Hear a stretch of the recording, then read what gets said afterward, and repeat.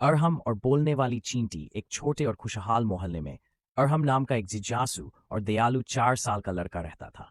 उसे अपने बगीचे में घूमना, तितलियों के साथ खेलना और छोटे छोटे जीवों जैसे चींटियों को ध्यान से देखना बहुत पसंद था।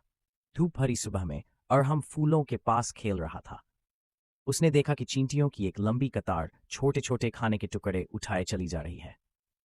अरहम ने झुककर धीरे से पूछा, तुम चींटियां कितनी मेहनती हो, क्या तुम कभी आराम नहीं करती?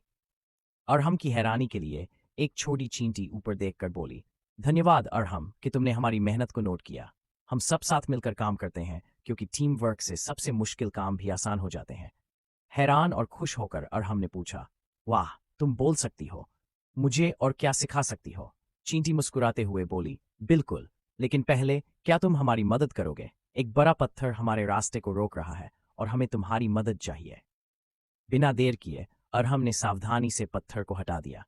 चींटी ने उसे धन्यवाद दिया और बोली, दयालुता ऐसी होती है जैसे किसी के रास्ते से पत्थर हटाना, ये सबकी जिंदगी आसान बना देती है। जिज्ञासा से भरा अरहम चींटियों के पीछे चल पड़ा। उसने देखा कि चींटियां मिलकर सर्दियों के लिए खाना जमा कर रही थीं। चींटी ने समझाया, हम हमेशा आने वाले समय के लिए योजना बनाते हैं। इस तरह जब कठिन समय आता है हम तैयार रहते हैं। अरहम ने कुछ पल सोचा और कहा, तो दयालु होना, टीम वर्क करना और भविष्य के लिए योजना बनाना, ये सभी महत्वपूर्ण बातें हैं। चींटी ने सिर हिलाते हुए कहा, बिल्कुल सही, और याद रखना, सबसे छोटे जीव भी हमें बड़ी बातें सिखा सकते हैं। अरहम मुस्कुराया और हाथ हिलाकर अलविदा कहा। जब चींटियां अपने सफर पर आगे बढ़ गई, उस दिन के बाद अरहम ने दूसरों की मदद करना, दोस्तों के साथ मिलकर काम करना और भविष्य के बारे में सोचना शुरू कर दिया।